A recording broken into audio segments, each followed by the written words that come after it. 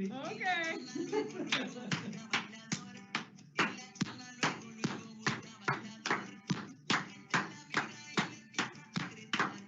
There we go. Hey, Salem Kaiser. Great to see everyone today.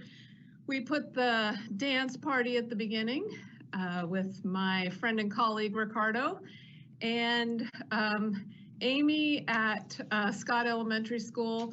I could still not get your video to work today, so thank you for making a video for me. And I want to go on the record to say, Salem Kaiser, I know you think I was dancing without any music last week, but guess what? I was really dancing with music because I could hear the music and you couldn't.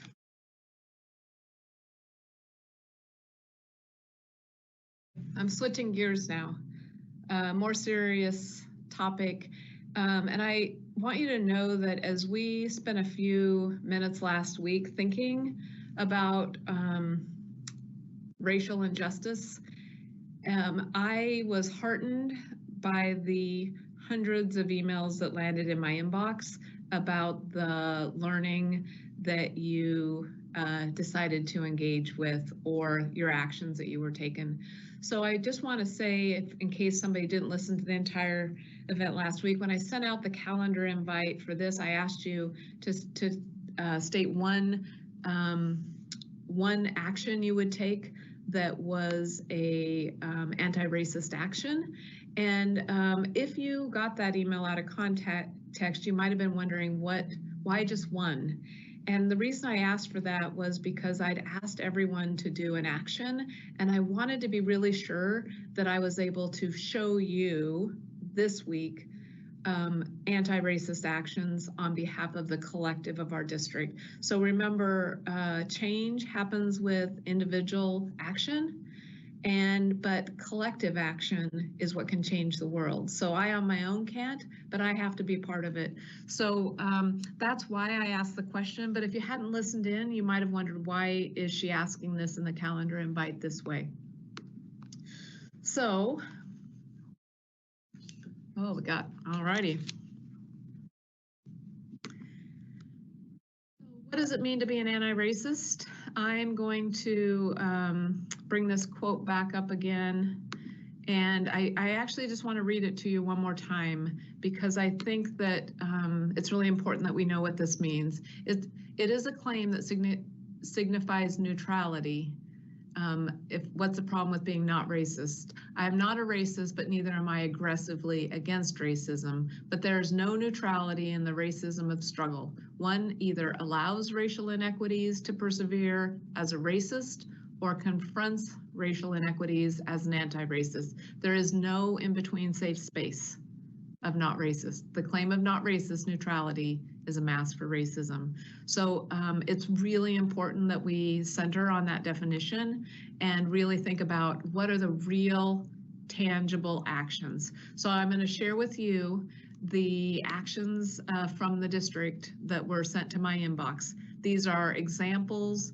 I pulled what I thought were really powerful anti-racist actions. I made sure I believed they were anti-racist actions, and then I'm just going to share them with you.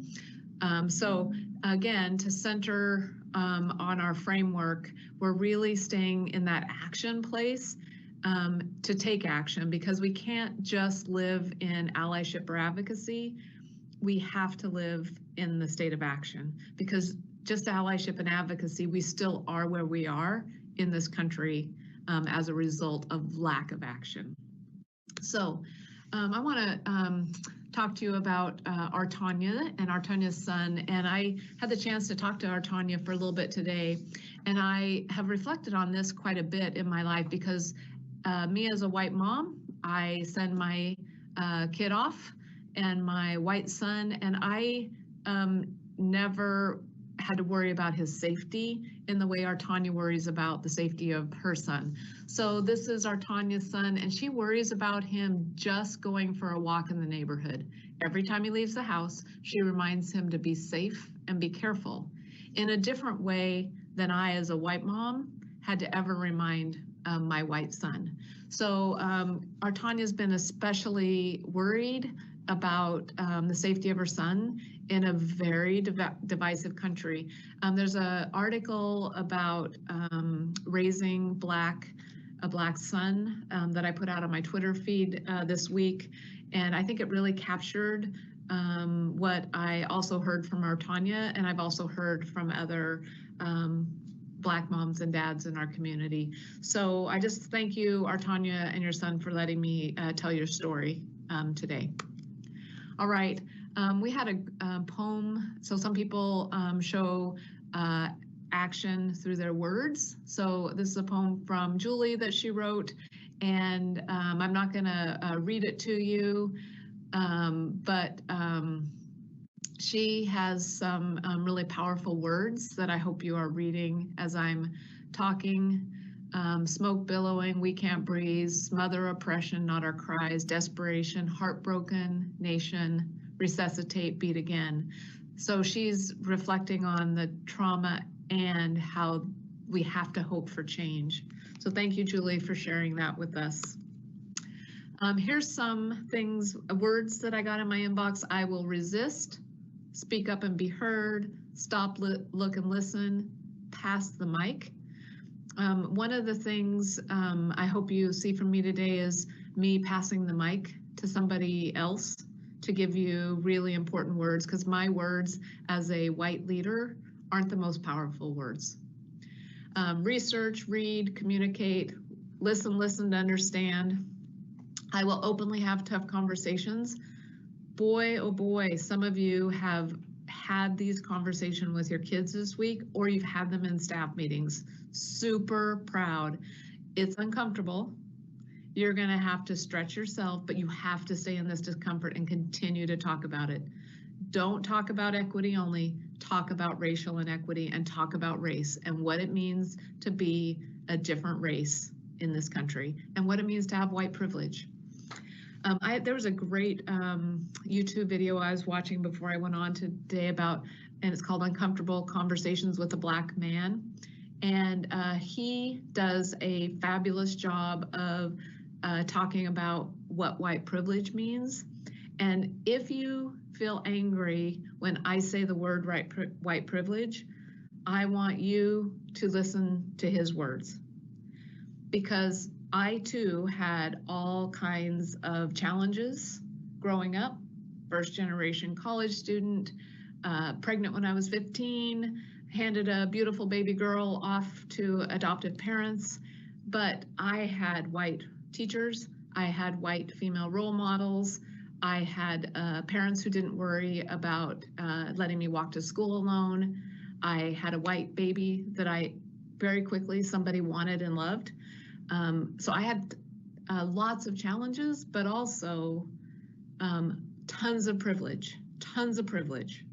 So I want you to go listen to his words though, because, and just Google uncomfortable conversations with a Black man, and he will say it from his words way stronger than mine. So please take a moment to listen if you're feeling uncomfortable about the word white privilege before you let yourself get out of that uncomfortable state. All right, I will confront microaggressions, recognize my privilege, and read more about systemic racism, not be silent. Somebody said I'm conflict averse, but this is so much bigger. So yeah, believe it or not, I'm conflict adverse as well. And so it would be easier to not engage, but you can't, you have to stay, it's hard. There is conflict. Attend nonviolent protests and encourage my peers to do the same. Recognize my privilege.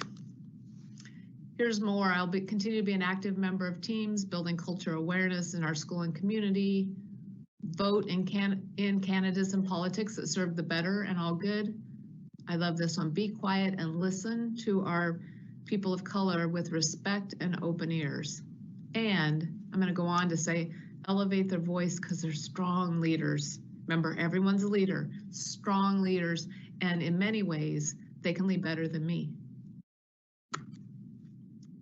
I'll read a book, watch a movie, and have conversations with my children. I also was thinking about, wow, I should really, having young grandchildren, really think about what are the books I put in front of them? Have I really done my own research on diverse texts for young children?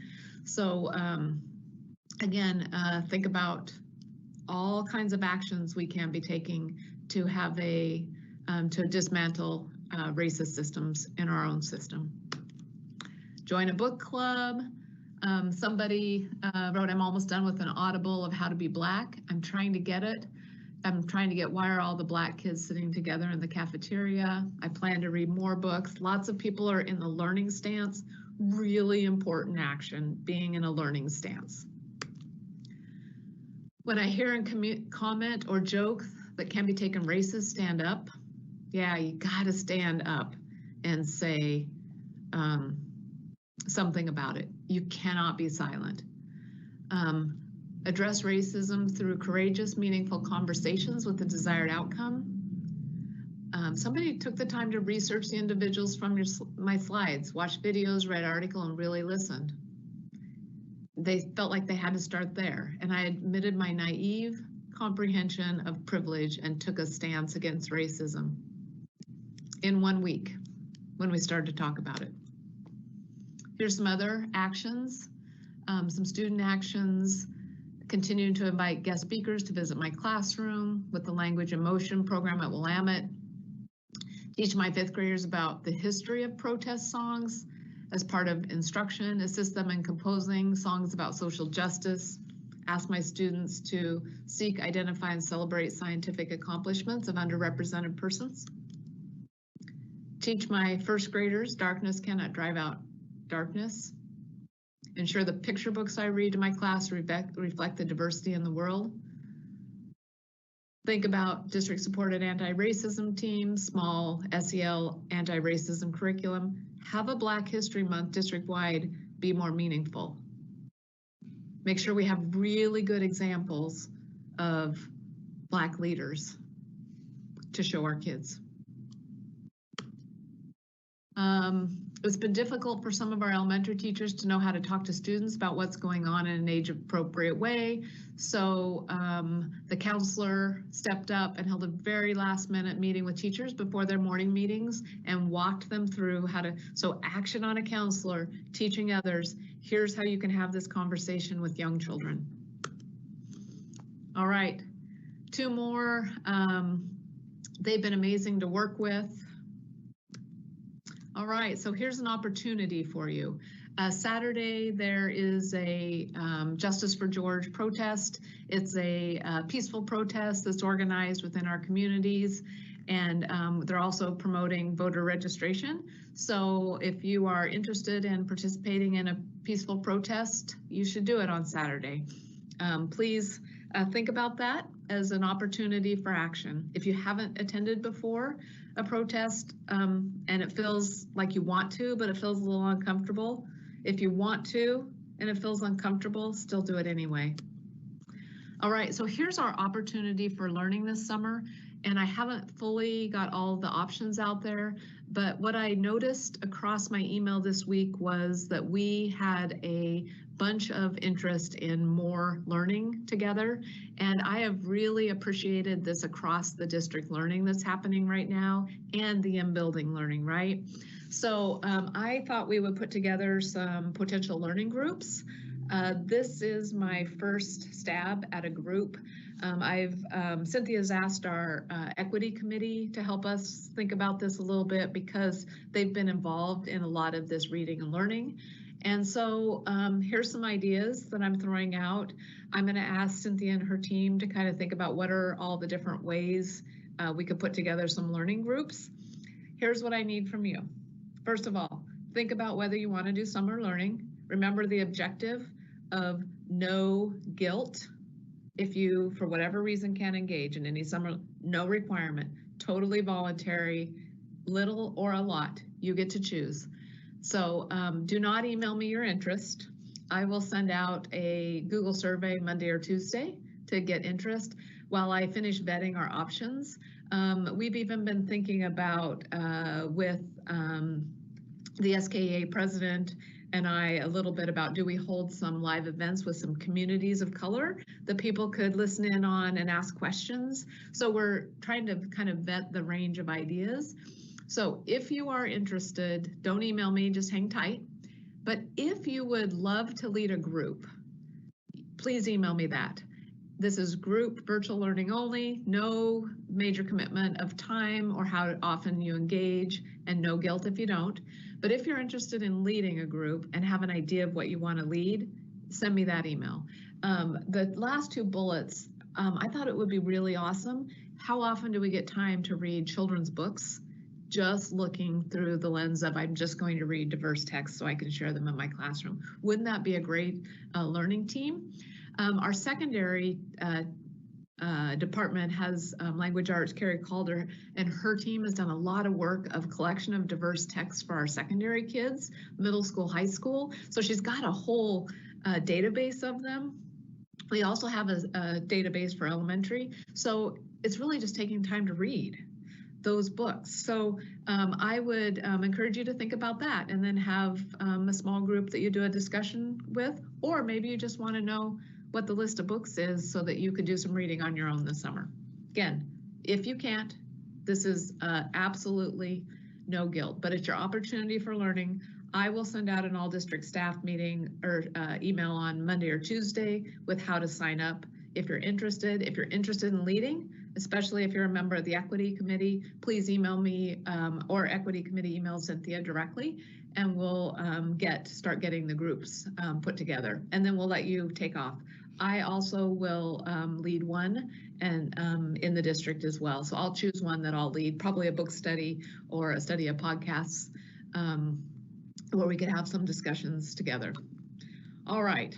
So I've added one rule of the road this week, and I've underlined it in bold. Elevate the leadership and voice of others is one of my really important rules of the road. And I really work hard to do it, but I don't know if I always tell people I do it. So I thought it would be really important to put that explicitly in my rules of the road. So we're going to end a little differently than we've ended in the past, and I need you to hang on for the entire time because I have a guest leader here who now I've got to figure out would you like the chair? Okay. All right. So here's one of our colleagues, and Ricardo Larios, assistant principal at McKay High School. So Ricardo, welcome to the show. Thank you. Thank you. Muy buenas tardes todos. First of all, I just want to say to everyone, let's just all take a big deep breath. I know Ms. Perry has been providing you with lots of ideas